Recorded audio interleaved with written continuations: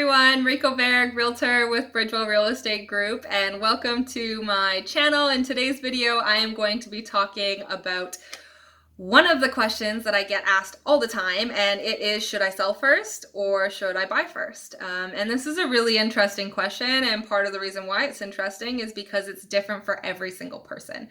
So, starting this video off, you really have to think about what your personal situation is, what your risk profile is, what the market conditions are like in the area that you're selling or buying in, and also for the type of home that you are selling or buying.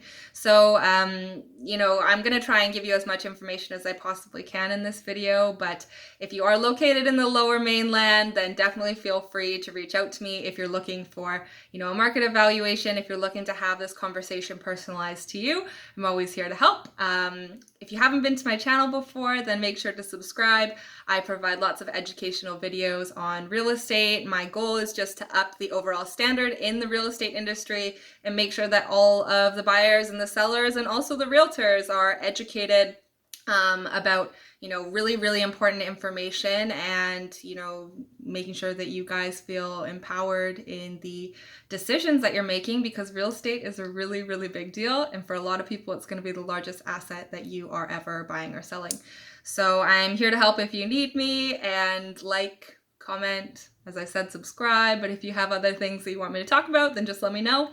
Getting into the nitty-gritty of this, so we're going to talk about buying before selling and the pros and cons of that. Then we're going to talk about selling before buying and the pros and cons of that. Super, super simple, like kind of layman's terms. And then I'm going to go into some other thoughts and a little bit more in-depth situational stuff.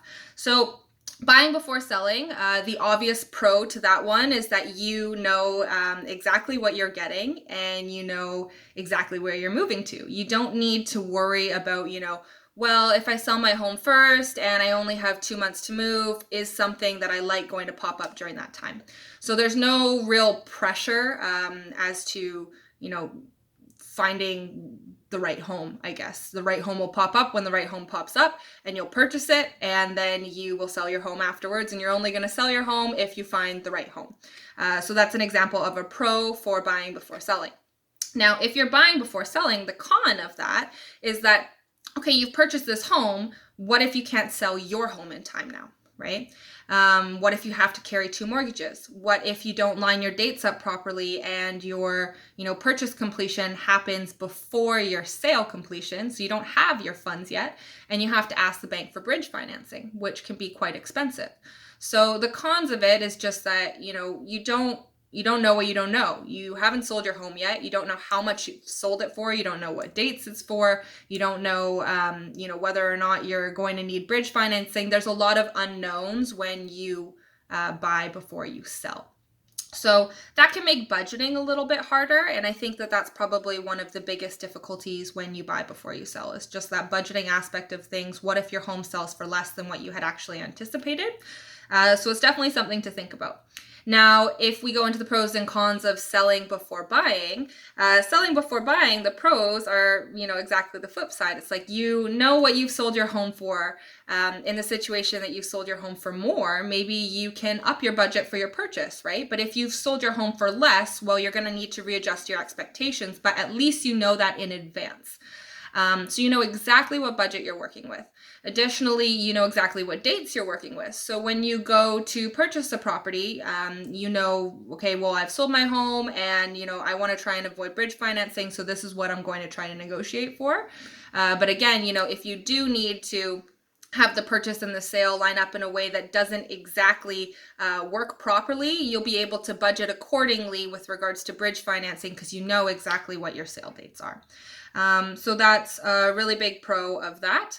And you're not going to be in a situation most of the time where you need to carry 2 mortgages because you've already sold and you've sold.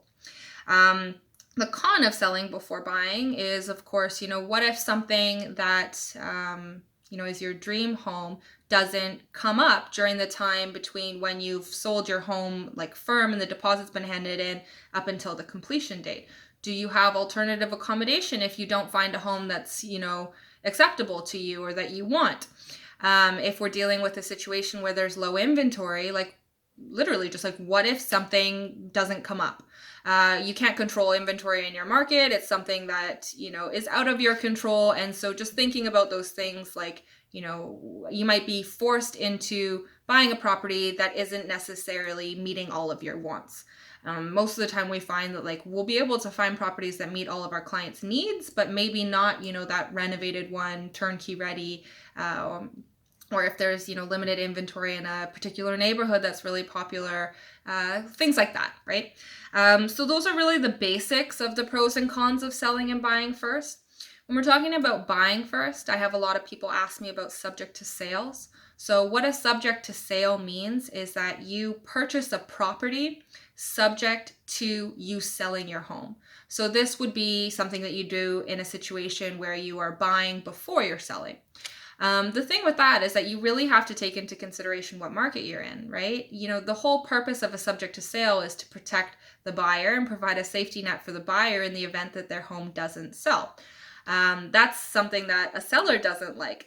So one of the reasons why is because the standard subject removal for things like financing, title search, inspection, those kind of things is 7 days.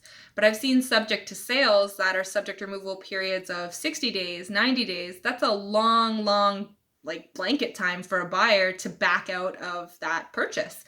And so you can see, for obvious reasons, why the seller would not be so inclined to accept something like that. So when you're buying before selling, you can't just make the assumption that the seller will accept that. You really have to take into consideration what market you're in. Is it a buyer's market, and is it a strong buyer's market? In which case you'll probably have a better chance of getting a subject to sale. If it's a hot market and things are selling within the first week or 2 weeks or whatever, the seller's expectation is probably that they're not going to be willing to accept a subject to sale. So when you're looking at a subject to sale, it's definitely a good option for anybody that is leaning more towards buying before selling. But it's just not something that you can necessarily guarantee, and it's going to be very market specific and also very seller specific. Sometimes sellers, regardless of what the market is, they're just like, I'm not accepting a subject to sale. I would rather just wait for the next buyer. So there's that to think about. Really when we're thinking about selling before buying, I'm saying it's such a personal decision because it is, right? It's very specific to you. It's very specific to your situation. If you are selling before buying, for example, or thinking about it, it might be more beneficial for you to sell before you buy if you have alternative accommodation. You don't have any concern about, being homeless. If you sold your home and you weren't able to find the right home in a reasonable amount of time, you can move in with your parents. You can move into the basement. You have a second property that you can move into for the short term, whatever it is. If you have alternative accommodation, a lot of the time selling before buying is a really, really good option because you know exactly the budget that you're working with. You have an expectation on, what the dates are and all of those things for your sale. But you essentially don't have to worry about not finding something in a reasonable amount of time as per the completion date that was agreed to for your sale. Now, if you don't have any alternative accommodation and you are a very, very picky buyer that, only wants to move if it's in this neighborhood, if it's got, this and it's renovated and all these things, and that's okay to know what you want. But if you're not willing to compromise on that, then buying before selling might be a better option for you.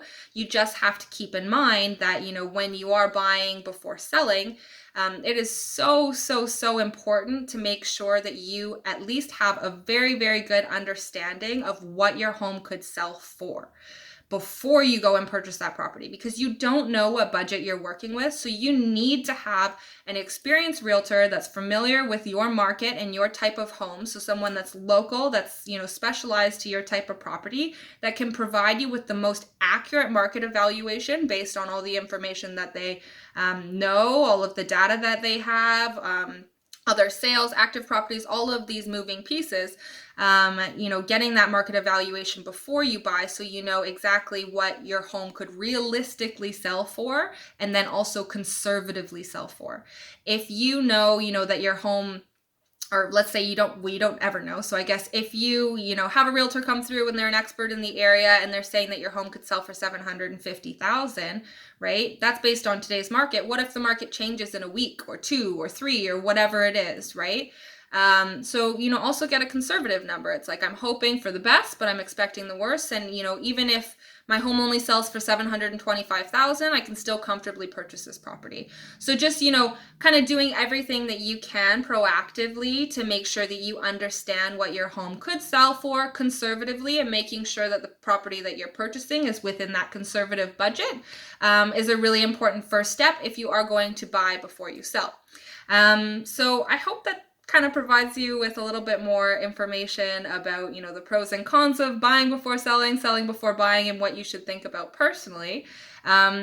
And really the last piece, and one of the most important pieces, is what is the market doing right now, right? Are you in a super, super hot market where you have, you know, low inventory and super high demand and everything sells within 7 days? Well, then you might want to think about buying before selling first, because you know that as soon as you put your home on the market, it's going to sell, or quite confidently, right? But you don't know that you're going to be able to find something you like because you're in a hot market either way. So are you in a hot market? If you are, then, you know, maybe buying before selling is going to be more appropriate. Are you in a really, really slow market where, you know, homes aren't selling very quickly, or, you know, prices are going down and you have more uncertainties and you don't necessarily know when the next buyer is going to come around? Well, then in that situation, selling might be a better first option, and then buying second. So, you know, taking into consideration market conditions, you know, are the property that you're selling, the property that you're buying in that same kind of market? Because that's also something that you need to know. It shouldn't just be assumed that, you know, the condo market and the townhouse market are acting in the same way. So get a really, really good idea of, you know, what type of market you're in, what type of market, you know, the property that you're purchasing is in, the type of property that you are selling is in. And honestly, guys, just make sure that you're working with a really great realtor that knows how to do these market evaluations for you, that, you know, is familiar with whatever type of property you're purchasing in, or purchasing, and area that you are purchasing in, because it's really, really important. You're going to be relying on a lot of the data and the knowledge that your realtor has. So making sure that your realtor actually has that knowledge and knows what, you know, what to look out for and what target markets are and all these different things for these different properties that you are considering is going to be a really big asset for you. So I hope that this video was helpful. If you do have any questions, again, this is a really personal decision. So I'm based in the Lower Mainland, Vancouver, and then my office specifically is in Coquitlam. So if you guys are looking for a market evaluation or opinion on listing, selling, or listing/selling, or purchasing first, and want an idea of, you know, recommendations based on your market and type of property, then definitely feel free to reach out to me anytime. My name is Mariko Berg, and again, I'm a realtor with BRIDGEWELL Real Estate Group, and I would be super happy to help. I hope this video was helpful for you and at least gets, you know, the gears grinding so that you can think about what option is best for you. And stay tuned for more videos, and have a great day. Bye, guys.